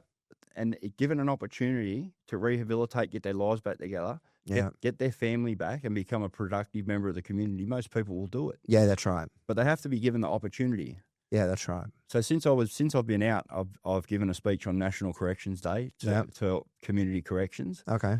I've also been involved with parole and also with foundations programs and breaking down the barriers between the facilitators and the people that are coming through. Great Now work. the thing is, right, when someone's given an opportunity and shown a certain amount of respect and given a certain amount of dignity, most people will take that opportunity to give back. Yeah, absolutely. Like anyone in this situation, most people in this situation have loved ones on the outside. Yeah. They have people that are doing the time more so than what the inmates do in that time. Yeah. Yeah. Now, if they're given an opportunity to gain an education and see a little bit of momentum in their lives and their family can see something positive happening, this brings the family back together as well. It gives them a little bit of inspiration, a little bit of hope that this person will come back out and be part of that family again and become a productive member of the community. If you're not going to give them an opportunity, this opportunity is not going to be presented in the yard jail. No. It's not going to happen. Yeah, that's right. It's, you see it as you get through down to the farms and that kind of stuff. One of the things that I clearly remember a lot from jail, and my story is a little different, I guess, in that I never got visits, right? I didn't have family, none of those kind of things. But I used to watch the boys, they'd go out for their visits, they'd all dress up and spruce up, and then they'd come back in and then they'd be fucking shattered. Yeah. They'd be doing it hard, and I used to think, I don't know really what I thought until I got a visit from my daughter about 2 years into my sentence. And I got day leave, and then coming back on the bus, in the van back to the jail, and it's soul destroying, bro. Yeah. But what your point is that you made was that there's so many people who are doing prison by proxy, who are in prison with the prisoner. They back up every week, and some of them travel halfway across the country just to see their person, spend a couple of hours with them, and then go through that all the way home again. Yeah, and it's tough. It's tough on them because they're the ones that are really doing it hard. Yeah. Me personally, I didn't like visits because I hated the fact that I got taken out of this environment in that little comfort zone again, and then have to go back in. I just didn't like that, and but I always did it for the ones that come, because they're your loved ones, and you need to do that. A lot of people thrive on having that visit. Yeah, they love it, and that's a good thing. I think it's a good thing if that's what's needed. For me, my issue with everything that I had, I always loved my space. I liked segregation because I like me. Not, I know what you mean. Well, not so much I like me. I didn't fit in with people. Yeah, I get it. Yeah. I think that there's a lot of people that struggle with that kind of stuff. I'm the same. I found that I didn't like feeling, bro. Yeah. And so when I saw my little daughter, I felt, and I felt it hard. And then I go back and I got her sort of picture on my wall, and I kept looking and thinking, fuck, that kid needs a dad. Yeah. And I wanted to go around and do robberies and dumb shit, to support a heroin habit. And the disconnect that happens after that, and I've seen people lose people while they're in jail, bro. And they're not allowed to go to the funeral, and it's just I really agree with you, Atsy, on the punitive rehabilitation. Yeah, and it needs to be, the opportunity needs to be presented more. And like I said, it's been stripped away already. I'm not talking facts, but I reckon I could guarantee you right now that Macquarie Correctional Centre, for the time frame that it had been running, would have the highest percentage rate of people successfully walking out of jail and becoming a productive member of community. I reckon that jail would be by far the highest. Do you know the only time I saw people go to church in prison? Do you know what it was for? Do you remember? Sugar and biscuits. Oh, yeah. I went to church. Mate, they were always there for that, Sugar and biscuits. The only time we went to education when the woman was hot. Yeah. It's like, oh, she's the art teacher. I'm doing art, brah. I'm down. Although I'll tell you something about a lady named Fran, and she is the chaplain at Macquarie, Okay. She goes above and beyond for the boys. She's a lovely lady, and actually does a lot. The thing that I found at Macquarie Correctional Centre, it had a lot of officers that actually wanted to see people rehabilitate. Yeah, and they wanted to help people rehabilitate. And there was always that certain amount of respect that was given. Yeah, so you walked, they'd say, how are you today, Smith? You know, I'm well, how are you? Yeah. You know, whereas in another yard, like jail, they'd say, what are you doing? Fuck off. Fuck roughly. Okay. You know what I mean? Like, I don't want to hear this shit, you know? Yeah. And, but, you know, they actually care. Like, and even like with the stuff that I was doing at that jail with the NA program and that, it was really hard for me. So this is where the turning point really happened for me, yeah? Yeah. Seeing these young guys come through from them postcode gangs. Yeah. At that point then, I had really than that I was. Yeah. I had started to deal with you know, my trauma, being involved with that NA program and working with other boys and working on my own stuff. It was really helping me. Yeah. And it was like I had taken a step back and I could see myself in a different light. Yeah. I was still close with a lot of the boys because after this point, a lot of gang members, the next gang members started to come to jail. So I opened the door there for that, you know. Yeah. And a lot of these guys trying to turn their lives around. When we talk about these crime families, and they've suffered a certain amount of loss, I'm not going to mention their names, but you know, I become close with one in particular. He's a great young guy. I can't see him ever walking away from this life because of a certain amount of loss. Yeah. You know, I'll tell you some of the boys that did teach me a lot with like humility and being able to be comfortable in my skin and take a step back from running around with that chest beaten out and having to rise to these occasions. Okay. People have got a perception of these guys. Yeah. These guys are stand-up guys, man. They're men, Yeah. And one of the things that I did get taught from them was, you know, it's okay for me to be me in that way and not have to be this certain someone because I didn't want to be that person anymore. Yeah. You know what I mean? And the fact that they respected me and I had respect with them as that person, that was also a big helping hand for me to be able to, because it's not easy to change your life in jail. No. You know what I mean? No, so you think about me starting an NA program inside the correctional system, I'm running against the grain here. You know, which I never had an issue ever doing, you know. Yeah, the people used to say to me all the time, "Here comes Stretch." My nickname in jail was Stretch, right? They said, "Here comes Stretch again with a fucking bluey." Yeah. There's always running the. I used to put a newspaper out because I worked in education. Yeah. And I used to run all the comps. Yeah. Chess comp today, table touch football comp, whatever it is. I was always running them. You know, it's I had to do something productive in my way because, you know, you were talking about the guys and the losses. I remember in the crisis situation, I won't say who or what, but where someone got someone. Yeah. So that goes and gets someone else. Yeah. And then that person went and got someone else. And it just fucking spiraled. And I remember sitting in the snooker room with one of them one day and they're saying, fuck, man, it's just not going to stop until everyone's got. Yeah. And it's like, and he said, and there's no way out of this. Like, we just got to keep going now. Because we're doing it for Johnny, we're doing it for Harry, you know. They don't even know they're doing it for in the end. No, that's right. In the end, it doesn't even matter. That's right. Yeah, that whole getting around, yeah, lad, you know, all that's just a load of shit, mate, you know. Like I hear you, mate. And what about, like, one of the things I found really sad when I was in prison, mate, was young people that don't come from any kind of life. Like, you know, they just come from a normal family and they've done something dumb and they're in prison with people that some of them are like animals, bro. It's like a jungle in prison sometimes. And I just feel such a sadness for those young people. A lot of them are in for end of life, like big charges. So very, very normal people, just like the viewers that'll be watching here today. Yeah. Something happened in their life and something clicked. Someone might have done something to one of their loved ones and things went too far. A lot of these guys are in custody. Yeah. They're doing 20, 25 years, you know.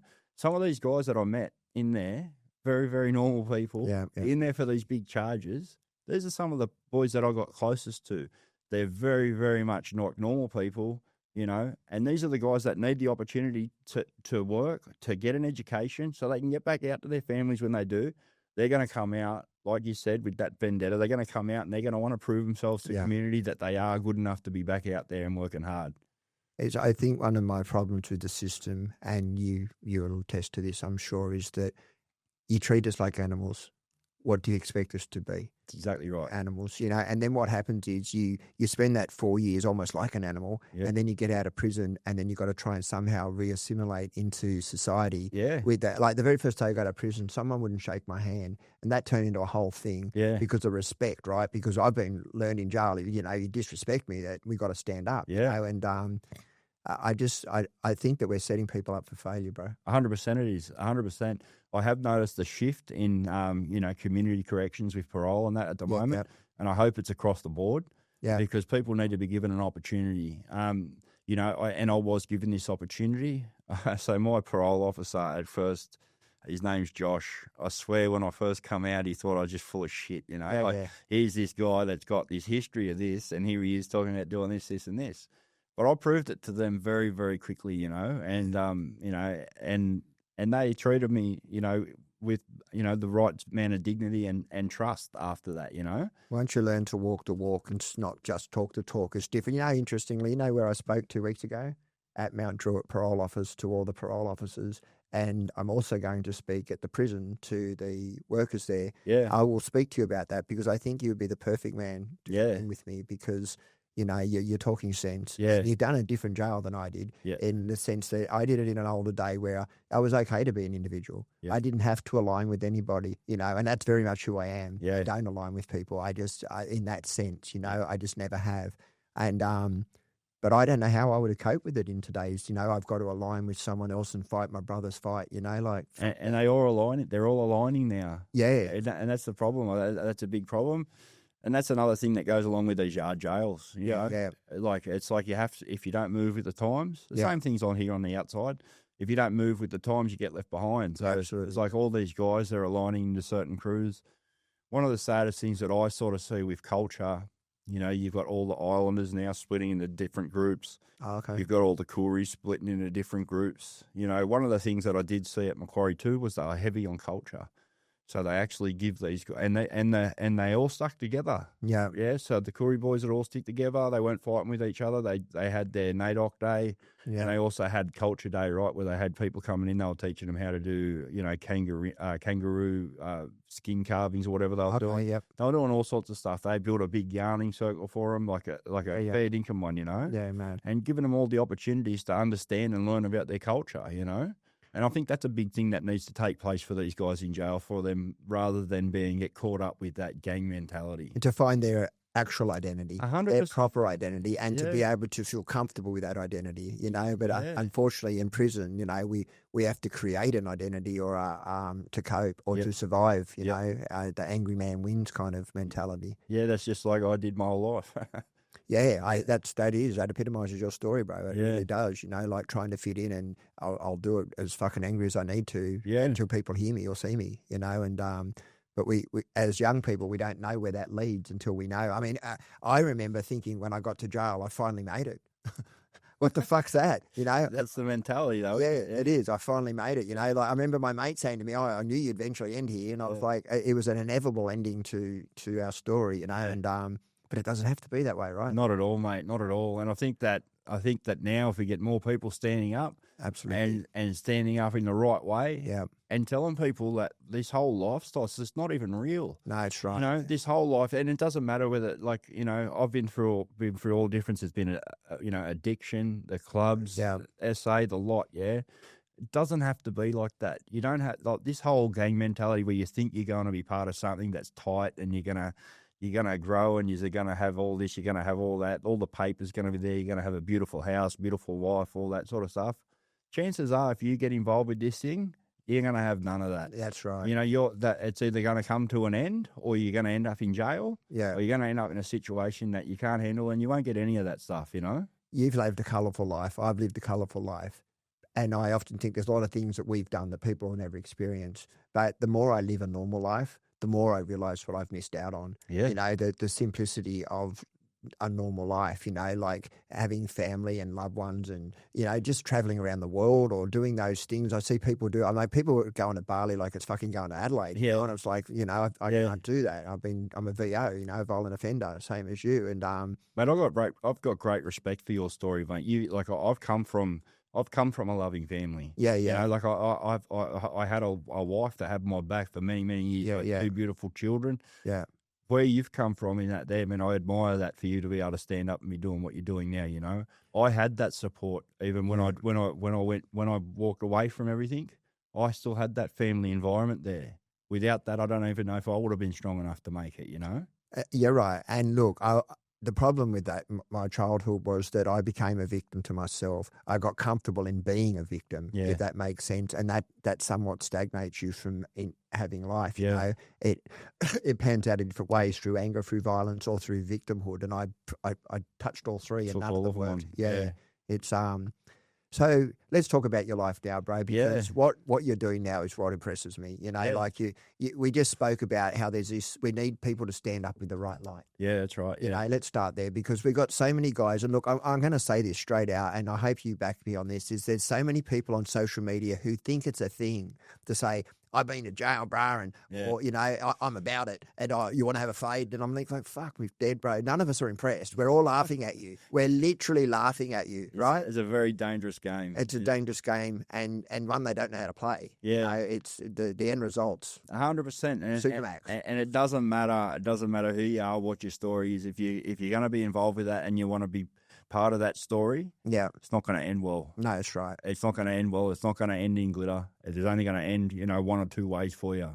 And you better be comfortable with that before you start, if that's the case. So you started your social media to highlight your art, right? Yeah. That's where it started? Yeah, so like part of my recovery was, like I was doodling a bit just on my neighbour in there in the Supermax, give me a pen and paper, and I was just mucking around, and I ended up starting to paint out at Macquarie once all my court and everything was done. Okay. And it turns out I was pretty good at it, right? Yeah, you are good. Yeah, thanks. So when I got out of jail, I thought, you know what, I'm going to start my social media up, and I'm going to just show people talk about my recovery, but so more about addiction and, how art helped me with my trauma and that sort of thing. And, it was never going to be about any of this talking about the club stuff and being able to try and tell people what this lifestyle has got to offer and there's a better life out there than being part of it. But it was very quickly that people were asking certain questions, and I had a lot of club members and a lot of ex-club members reach out to me, and I kind of listen. I got a list of enemies longer than my arm. Yeah, Sure. There's no rewind button. I can't take back what I've done in life. That's right. There's nothing I can do about it. But I can definitely do something about it going forward. Yeah. So if I'm going to be looking over my shoulder for the rest of my life, I'd much rather be looking over my shoulder knowing that I'm helping people going forward, or than sitting in a box somewhere just being worried about it. Yeah. So I give up the worry, and now I just do what I can to help people understand. I'm very careful about how I articulate certain things when I talk about this life, because I understand how the influence can be there for someone to hear a certain story and take it in a certain way. Yeah, verified. So a lot of the stuff that I talk about, when I'm on TikTok it could be about trauma, addiction, recovery, and it's evolving into all sorts of things. But like there's a lot of people that are coming in and they want to hear certain parts of my story and how I overcome certain things. Yeah. And it's just a good way for me to inspire others to do the same and make positive steps in their life so they can make positive choices. Because let's face it, you only get a certain goes at life in a sense when it comes to making some of these choices at a crucial point in your life. That's right. Before you can make choices that are really going to affect the rest of your life. You and I are lucky, right, when we think about it from that perspective, because a lot of the people that choose those paths, specifically yours, end up brown bread, end up in jail for the rest of their life. It's it really is. And at social media, I don't think there's any person that starts on social media saying, I'm going to talk about this. Yeah. It becomes what resonates, and people have a natural curiosity in Australia to that kind of stuff. So there's a real balance. You've got to yes, I'm prepared to share with you information as long as the information I've given you is not glorifying or encouraging you in any way to be that, because that's not what we want. No, that's right. And it's kind of funny when I look back at some of it. So when I got out of jail, I had very bad anxiety. Yeah. I couldn't put two words together. Where I'd come from this thing, I would stand up and speak to anyone with authority in it too. And I look back at some of the videos and I'm stuttering a bit, and I think, oh, well, look at this guy, you know what I mean? Have a bit of a laugh. But it's just the full learning curve getting up there. And now, the camera doesn't bother me. All I know is that when I'm talking about something to someone, I know that someone out there is going to hear this and it's going to help them, Passion and purpose, bro. Yeah. They're the two things you have. You're passionate about what you speak about, and you actually have a purpose. There's a motive, an agenda into what you're doing, which is a good agenda, which is great. Your heart's really for the youth specifically, right? Yeah. So I really want to talk about that now. So a lot of you guys will see the shirt that I'm wearing now and the hat. So that's Atsy. So this now, so we're selling products as well with this, which is going to help us to, at the moment, fund existing youth programs. Okay. One day the passion and my dream is to build our own one. Okay. My working with children check got knocked back. I applied for it when I was in custody. They kind of laughed. So I did a Cert 4 and a diploma in AOD. I wanted to go into juvenile corrections and do gang prevention. Yeah. And they said, looks like you're going in there to recruit to us. Yeah, right. Okay. And it kind of did, I guess, if you look at what's on paper. Yeah. And at the time for me asking for that, Yeah. So I kind of respected I could have appealed it through NCAT. Yeah. Okay. But at that point, I thought, well, I can gain some more experience moving along. Yeah. And it's a 5-year window that I'd have to wait to reapply. Okay. Which is I'm down to about 3 years now, or maybe a little bit less. But so that at this point in time, it means so I tried to go. I've been invited to certain youth programs. I've gone there as a guest to speak to them and have a look at what's going on. Yeah. I've been to the PCYC to speak to the police. Okay. Which is a bit different for me at that point. But but that's what I'm all about now. You know what I mean? The whole lifestyle behind me, mate. It's completely behind me, and I have to find a connection with these people, and they're doing great things. Yeah. So these, I'll just speak briefly on this with these police officers that I met. Yeah. Yeah. So in a lot of these youth programs that are running, they take a harm minimisation approach the way they work with these kids, so they can have a connection with them. Yep. So these kids can say, we're going to go and do this and this on the weekend, rather than them say, no, you can't do that. They'll say, well, you make sure that someone knows where you are. You make sure you got your phone charged, and you make sure you got a friend with you at all times. I love that. Yep. Unfortunately, the police can't do that at the PCYC. They have to have a bit more of a hardline approach because of their duty of care and their jobs. Yeah. But they still manage to form a connection with these young guys. But there needs to be more done.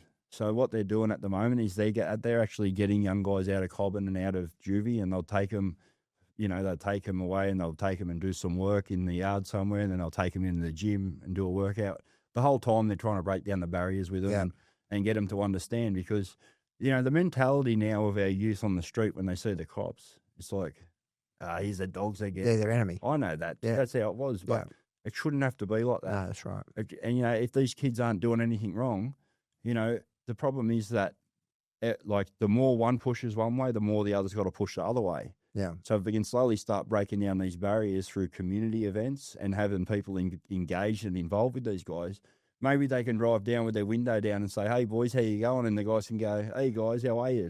There's nothing going on. They know nothing's going on. They move on rather than have to hunt them down, tackle them, That's why lived experience is such an asset. You have the Johnny Hoppers here. You've got the kids here. And then in the middle, you've got people like us. And what people like us can do is break down those barriers. Yep. We can form those relationships on both sides. Yeah. And then, by proxy, they say, well, if Glenn trusts them, we trust them. If Atsy trusts them, I trust them. And it's because, we show them that, this isn't the life you want, bro. And it's hard to get that through to people because they're so ingrained into it. They feel like they have to do what they're doing to actually belong. They don't understand that the real strength is when you can stand up and say, I don't need to fucking do that shit, bro. I'm my own man. Of course. That's the man. That's the person I respect. Yeah. He's the bloke who says, oh, fuck that.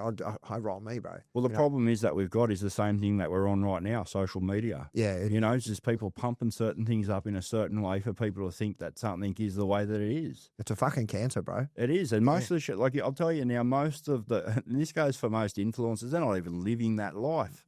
This show honeys. 100%. And this is why it's very important, especially with when I talk about certain things, how I articulate the way I will talk about a situation, because one wrong word can inspire a kid to go, hang on a second, I'm going to go do this. Yeah. And it's just, mate, the life is just not, mate, I've had 9 lives and I've been that lucky. I shouldn't be sitting here today. I believe that I'm sitting here today for a reason. Absolutely. And then I'm going to use that reason to do what I can to help the youth, So hopefully one day, I'll be behind a youth program that actually gives youth a safe space where they can get off the street, be creative. That's my dream, is for this to be, every single community.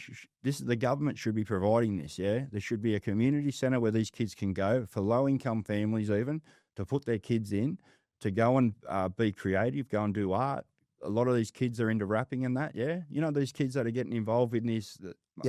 mate, some of them have got hit songs. Guess what? You aren't going to use them nowhere because you're going to jail. That's right. Yeah. You know, get into the studio, record your music. Yeah. Do some boxing, dancing, whatever it is, and give these kids the opportunity, you know? I've seen some of the most talented people in prison. Yeah. Artists, guitarists, all sorts of talent. Yeah, it's mate. incredible. And same with these young people, you know, if we can encourage them into turning that into something proper. Because statistically, they're not going to make it to where we are, bro. No, that's it's right. like, I think back to my group of mates I grew up with. Yep. There's only 3 alive out of a group of about 20. Yep. You know what I mean? Like statistically, you're going to die. Yeah. That is just how it is. Or you're going to end up in prison for the rest of your life, which is the same for me. Yeah. Well, even the same from where I come from, if I think back to the boys that I started with, you know, just say if I can think about 10, you know, there's probably only 5 of them left alive. Yeah, right. You know?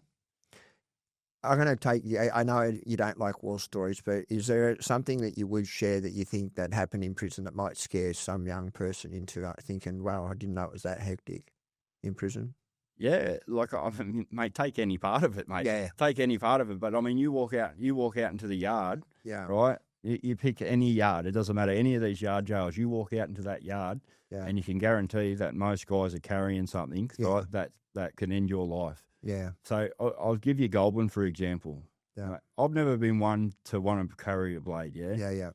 When you're in an environment where everyone's carrying them, and you know you're going to have them, and I'll tell you now, I knew that at some point there's someone, mate, I'll put it this way, I can tell you now, I came back from work one day, and I'm in the yard, the whole jail's in lockdown. Yeah. We're at war with the Corys. I walk out in the middle of the yard, they yell out the window to me, go, Smitty, you're dead, you know? Yeah. And here I am out in the yard, and I'm there revving it up as well, standing out in the yard, and then they're all yelling. Yeah, right. Yeah, like, I don't know if you can understand that picture, mate. That's the situation you're not in. Like, and here I am, like, I know that I'm out of my element, but I'm in it now. I'm in it, and that's it. So it's only going one way, and it'll go however it's going to go, you know? Now, I remember the jail's falling apart. Yeah. I peeled off this thing, a rusted piece of steel. Yeah. I remember sitting up in my cell, wrapping the handle up on it, looking at it. I can't take this out in the yard. Yeah. Mate, if I use this thing, I'm staying here for the rest of my life. Yeah, that's right. But then I'm going, I need something in that yard because I know what's coming for me when I go out in that yard. Yeah. You know? Yeah. And they're sending them down. Like, so there's Corys in that yard. They're sending them down from the Corey yard. The Trumps telling the Corys, you go and get these guys, you get me? Yeah, yeah. Right? So here I am breaking off the toilet thing, trying to sharpen that up, melt it up to get it sharp, just to try and get something that I can use without actually going too far, you know? And I'm like, I remember sitting there thinking, what the fuck? What is this shit, you know? Mate, and the same thing is when the Scott hit the yard, like you throw coins up and there's everyone dropping their blades on the floor trying to get away from the shit so they don't want to get pinched with their blades and that, you know? What's this? What happens? Like, so when the squad run the yard or the soggies run the yard, you know, everyone throwing their blades on the ground and shit like that, you know? And it's like even some guys just, they march them up the cigarette, they still got it on them, you know? Yeah, wow. Yeah. Yeah, see, like I said, the system's changed. I mean, people were tooling up when I was in prison, but ganging up wasn't such a thing based on race. And I remember in 92 when I came from Oberon to Bathurst, Maine for dental. Yeah. And while I was in there, I'd been in Bathurst, Maine, X-Wing, you know, years before. And then I come through and I'm like, what the fuck's this? There's a wall within the wall. Then there's walls to walls in the walls. Yeah. And it's like, it's just all caged off into these little sections. I'm like, fuck. It's like the zoo, bro. Yeah, it is. Like it is the zoo. It is a fucking zoo. Yeah. I mean, when I was in Oberon, I used to Bathurst. I used to jog around there all day. Then we used to go up to the Oval and play touch football. Yeah. Now everyone's in like these little fucking cages, and it's like so everyone's got heads at you, and I'm like, fuck, hey bro, you know, it's all on, man. And like, you know, even I can remember with that situation happened like between us and the Koori boys, and the boys are trying to get each other through a fence, mate. And at one point, I thought that fence was going to come down, mate. It would have just been a slaughter match, mate. Like, at the end of the day, people aren't going to stop. Yeah. They're not going to come running in. Too many guys, you get me? Yeah, yeah. And it's just like at that point, it's very real. And I'm looking at some of the guys that I knew on our side, and I'm thinking, you don't have it. You haven't got it, mate. And what you're doing right now, you're just doing it because there's a fence there. Yeah, that's right. You know? Yeah, it's easy to spruce when someone's. That's one of the things that I got told very early in my system. So when I first got into jail, I had a heap of mates from the cross that were running into people's cells. I had nothing, mate. I literally walked out of the fucking reception with the battle gear on. Yeah, yeah. And fucking those Gronk desert boots, bro. Like fucking fair dinkum. And as I walk up the stairs, my brain's like, fuck, what the fuck, Stretch? You know, like Yeah. he loads me up with, you know, all the stuff. Yeah. But they're running into people's slots, taking shit, right? And bringing it to my cell. Another guy, and I won't say his name, but he was a lifer. He's actually a good friend of mine now.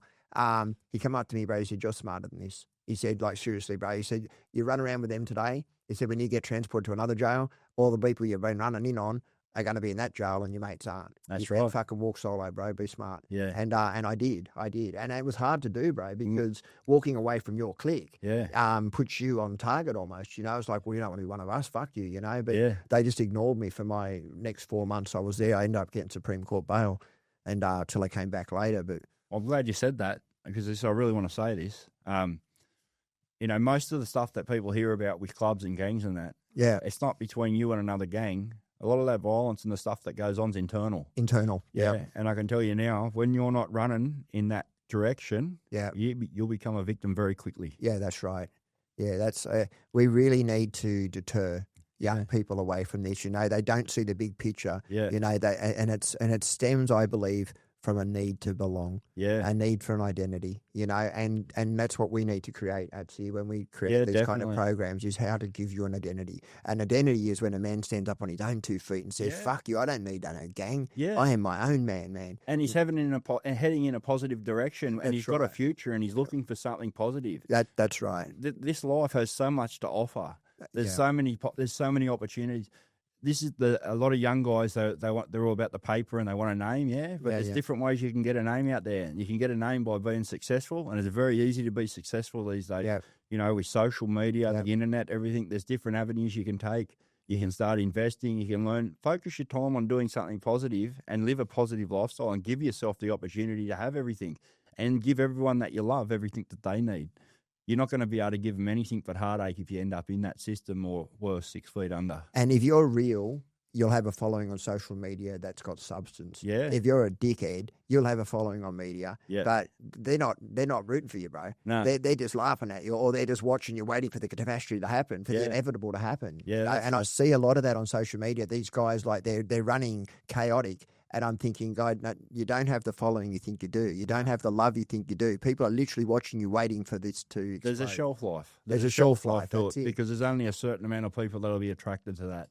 You know, at times, so one of the things that I'm going to have and I'm going to struggle with for a long time is trust and transparency, because of where I've come from. Absolutely. And I understand that. That's fine. You know, the people that have been following me, especially now, I've been going for a fair while now. Let's just say, you know, well over a year now. Yeah. A lot of people are reaching out to me saying, I've been watching you for a while, you know, but now we see what you're doing. You know what I mean? And that's happened. I mean, when I first started coming on, I did a couple of videos in the cross, and people are going, "What in the fucking cracktivity is that?" Hey. Or is that what a crack tour? He's doing running crack tours. And there's all these different comments. And at first I used to take them to heart, right? Yeah. And then I started laughing. Well, some of them were quite fucking funny, you know? So I think, I just don't care. Like, someone else's opinion of me now doesn't matter. Mate, I'll give you the best one. And this is one of my best mates. And he's been there this guy was there for me through jail. He was there for my family. And he's a dead set soldier for me. And he's a very, very straight person. Yeah. And he gave me the perfect words, and I've used it plenty of times. Right? And if someone's talking about you, they're like, you're living rent free in there. Yeah, that's You know what I mean? Yeah. And I like that, because you know what? If you're thinking about me, then I'm doing something right. Yeah, that's right. I often refer to that term in my own self, in that my abusers, the people who abused me as a kid, were living rent free in my head for years. Yes, that's right. But I don't give people that energy anymore, bro, and neither do you. Know, like, I'm about the whereabout is literally showing you that about it's a fucking joke. Yeah. And that, you know, there's actually a better life, and that real men and women stand on their own 2 feet. Yeah. You know, I'm more proud of the guy that's got 3 kids who takes care of them than the guy that's got fucking 3 kids with 3 different wives and is out on the street banging, you know, like, come on. And a real man will try and work out a situation without having to get into a violent situation. Yeah, that's right. Any day of the week. That's right. Yeah, I'll tell you now, unless someone is in complete threat of your life or your loved one's life, there's no reason that you shouldn't be able to resolve a situation without it being violent. You know, people are too quick to elevate things to a certain level. No. And a lot of people, out of fear, they'll use certain things to do certain things. It doesn't have to be that way. And this is one of the things I want to make very clear. You're not a man if you do that. That's yeah? right. You're just a scared person. That's right. Yeah, you're a scared little person who reacted to a situation. You want to be a man? Learn how to negotiate a situation and walk away from it with your pride intact because you could negotiate that situation. Don't care about the pathetic people in the background are saying, "Oh, look, he didn't have a go." You know what I mean? Fuck that. You know what I mean? Who cares, mate? You know what? The person that's talking that shit in the background, he's not having a go either. Yeah, So don't worry about it. You know? He's speaking someone else. If someone wants to follow you online, bro, let's go through your socials. So what are you on TikTok? Okay, so it's Atsy the Art Crim. So it's ATSY. Yeah. The Art Crim. Yeah. Okay, and that's on all the platforms. So that's on Instagram and TikTok. Yeah. On Facebook, I'm Adam Smith. Okay.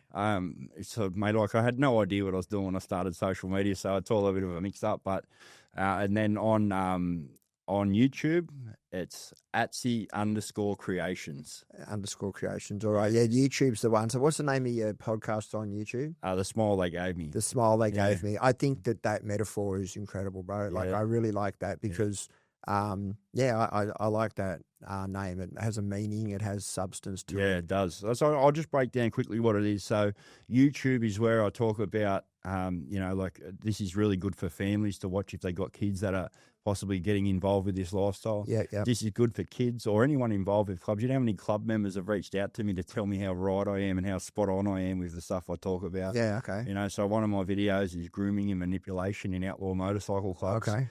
So I cover all different bases and tell everyone about that lifestyle. Obviously, certain things are off limits, but I do open up about everything that's possibly going to happen if it can help a young person or a family avoid certain situations. I'm going to be running a panel in a couple of weeks on a podcast. I would love you to come down and be a part of it. Yeah, I'd love to. Work out between us that we've both got a similar disposition in that we want to make a difference. Yeah. We want to use our life and lived experience to help youth. And not just youth. I mean, youth's the target because we want to prevention's better than cure, right? Yep, that's right. One of the big things too is also, reduce recidivism and helping people make positive choices. It doesn't have to be just about the youth, but if we can guide the youth now, this is going to change the platform for later in life. But if we don't make a difference now, I know where it's heading.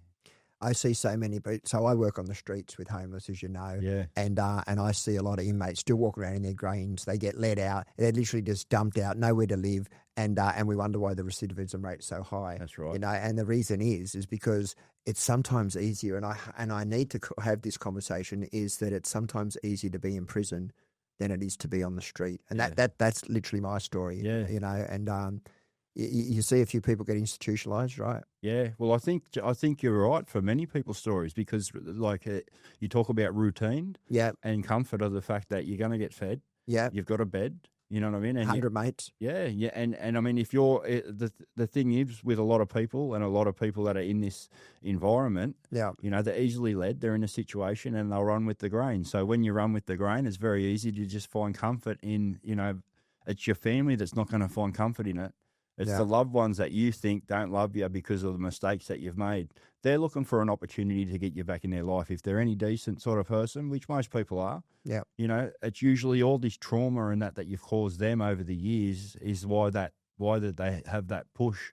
But a lot of these guys that go through this situation, they end up in custody. A lot of the families are looking for ways to get them back in their lives. So, the first 9 months I did in jail, right? I pretty much was in a 1-out cell. I didn't have an $1. I didn't have nothing. Yeah. I'm withdrawn, hanging out, 19 hours, I think it is. We're locked in a cell a day. It was fucking horrid. Yeah. But once I started to get clean and sober and I moved to places like X-Wing, then Oberon into the farms, I had 100 mates. I played touch football. You play cards, you play chess. Yeah. I got no coppers looking over my shoulder. I'm fed 3 days times a day. I got a roof over my head. I got mates inking me up. Just live here, right? I just live here, bro. If I could have had a woman and maybe a bit of pot, Yeah. I'm fucking staying. Yeah, mate. We don't want our young people to have that. No. This is a better option. Yeah, no. Or that's even an option at all, bro. No, I want them to be able to see their dreams, the dreams they have when they're younger. Those dreams you have when you're younger that fade away because of all probably because of substance that involves in your life, violence. Once all that happens, you forget the ability to dream. So those dreams that you have when you're younger, follow them because you can obtain them dreams. They're achievable. They are achievable. And I'll tell you, for the most part, they're not that hard to achieve the dreams that you're after. That's right. It just has to take a little bit of focus and a little bit of direction. That's right. And it's not the direction that people are trying to push people by some of these stories that are getting around out there, you know? That's right. If you're passionate about anything enough and you want it enough, you'll get it. Yeah. You know, the problem is that they're misguided, misled into different, you know, they think, well, I can't do that. And so it's too hard basket and they move on. Yeah. I mean, you and I are living proof, you know, that what can be achieved when we assert 100%. ourselves in the right way. Atsy, it's been incredible talking to you, bro. You too, mate. Doing this again, bro. Yeah, definitely, mate. I appreciate you having me on here. No, cheers, bro. And we'll do some more stuff together, bro, because I love the way you roll, and I'll make sure I bring you in on some of these other things that we got going on. No, definitely look forward to it. Cheers, mate. Thanks, Glenn. Good on you, mate. Thanks, guys. Thanks, Daniel.